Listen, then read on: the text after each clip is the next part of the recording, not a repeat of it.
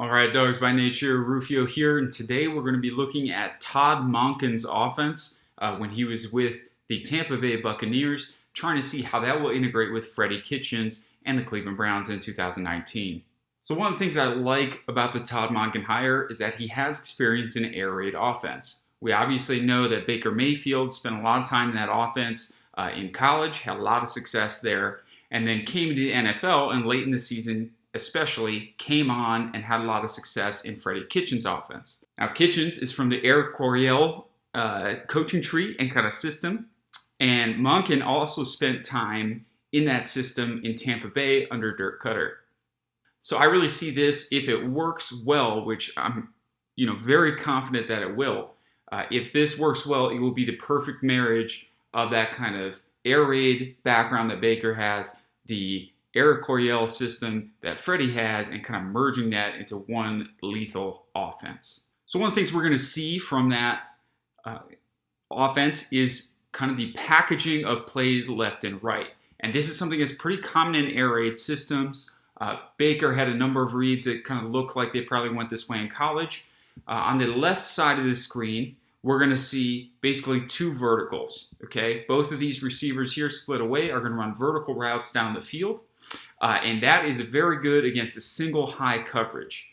If we have one single high safety that stays kind of in the middle of the field, and a cornerback playing over top of the outside guy, a lot of the times the inside guy can kind of get into this seam, and if that corner or that safety has to think about anything to the other side of the field, especially if the quarterback does a good job kind of looking that safety off, looking at a receiver up here, move that safety a little bit, that seam should be wide open for this inside guy. Now, in this air raid system, this inside guy, a lot of receivers typically will have freedom to adjust their route. So what does that mean? That means you start running and keeping the spacing of the concept, and then if you see something that just doesn't work for the route that you're running, make an adjustment on the fly.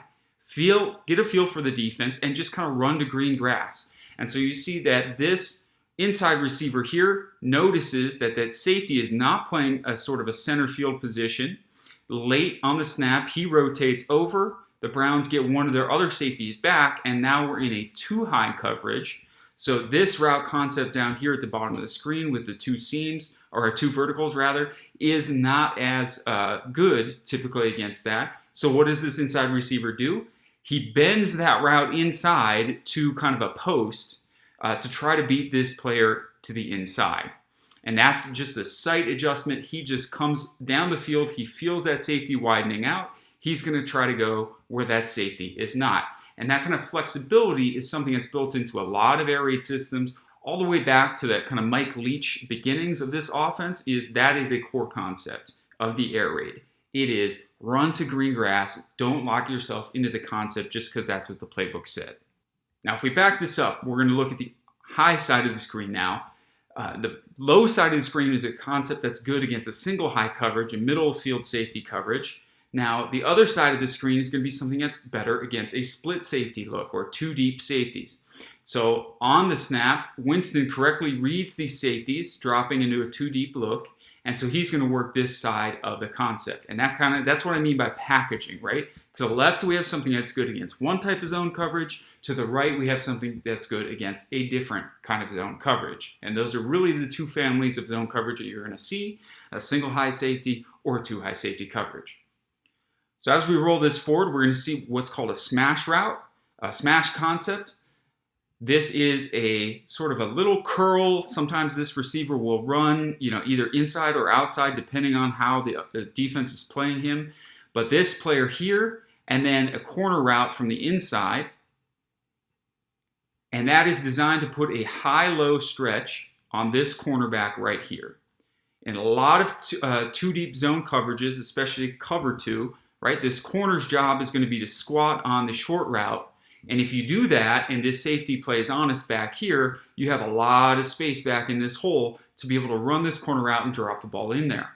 So in the end, this ends up being a Jameis Winston scramble. The Browns don't do a very good job of recovering once Winston is able to break the pocket and corralling him, and he is actually able to dive into the end zone. But the play design is really what we're looking at here with Monken. We're looking at plays that are packaged to one side to be one type of zone coverage, to the other side of the field to be another type of zone coverage, and the quarterback's read can be based on the safety structure and then working that half of the field.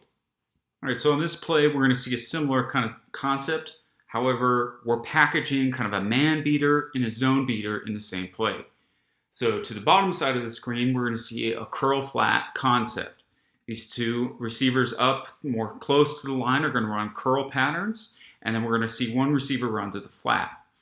We see very clearly here the Greg Williams scheme, right?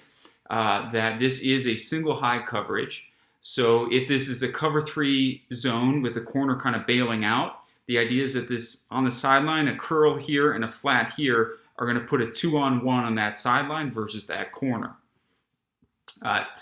And so as we roll this forward, we can see that happen there. We can also see that we are pretty clearly in man-to-man coverage, and that is why the Bucs here have packaged this to the high side of the screen. So this is going to be a slant flat concept, which is also generally pretty good against cover 3. However, they are running it a little bit differently to make sure it's good against man-to-man coverage as well.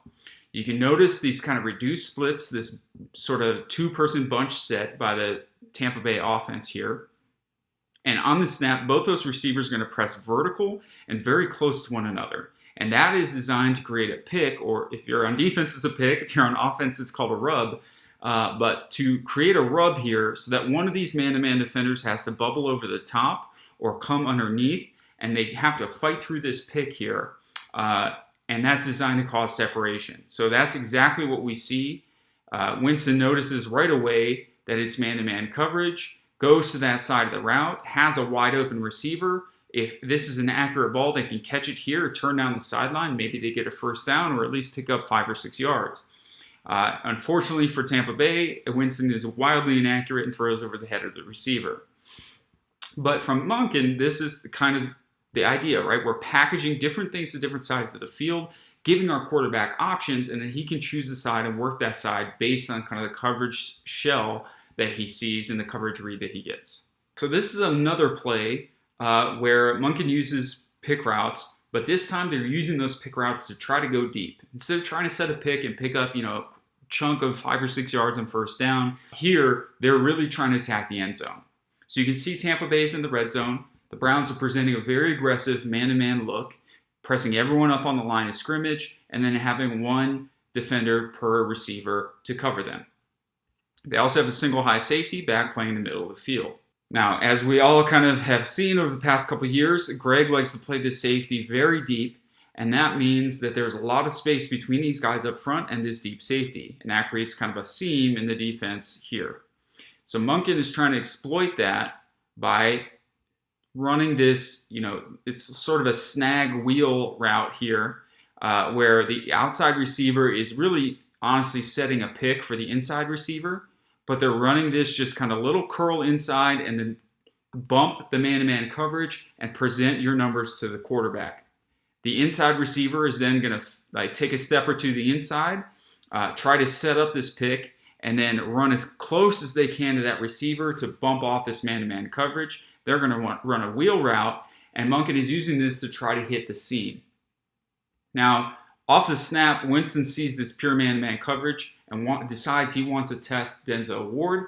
He does have Deshaun Jackson out here, so that's a really fun matchup for any fan.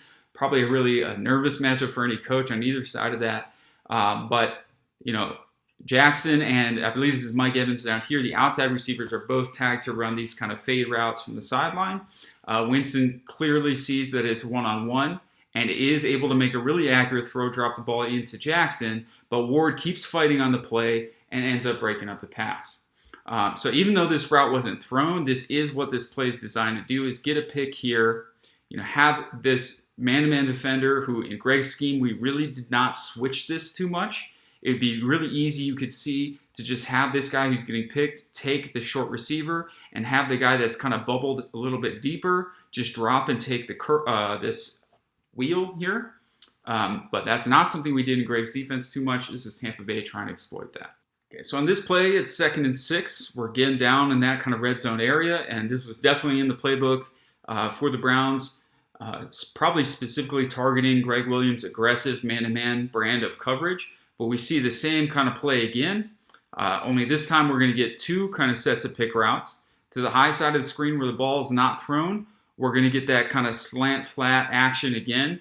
Does its job, creates a wide open receiver. It's this nice chunk of yards here to get closer to the first down marker. Maybe you complete this and they can turn up the field and complete the first down. On the bottom side, we see that same kind of snag, two-man snag, where the inside receiver is just setting that pick and presenting his numbers, and the inside receiver is going to run that fade route, that wheel route up the sideline. So in this case, it's to O.J. Howard. The pick is very effective, and you see these receivers are very concerned with being called for that offensive pass interference.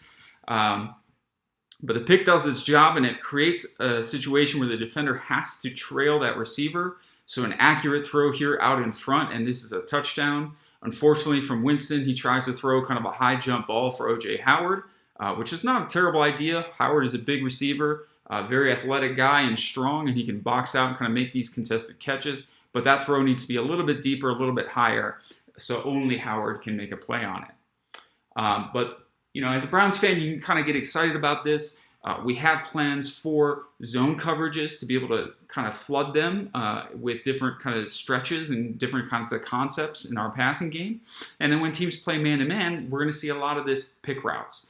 And if you're a Browns fan, you can get really excited about this player inside here being any number of guys, right? This could be Antonio Callaway with his speed, and once he kind of gets that pick and it's off to the races, he's just going to pull away from his defender. You could get excited about this being Njoku. Another guy kind of like Howard, who's a big leaper, big strong receiver, can go up and catch those contested passes. And you can get really excited about it being a guy like Odell Beckham Jr., who can kind of do both. He's got that 4.4 speed, and he's got that enormous catching radius. We can just imagine some one-handed layout grabs in this situation in the orange and brown. So really excited to see this kind of thing out of Monken.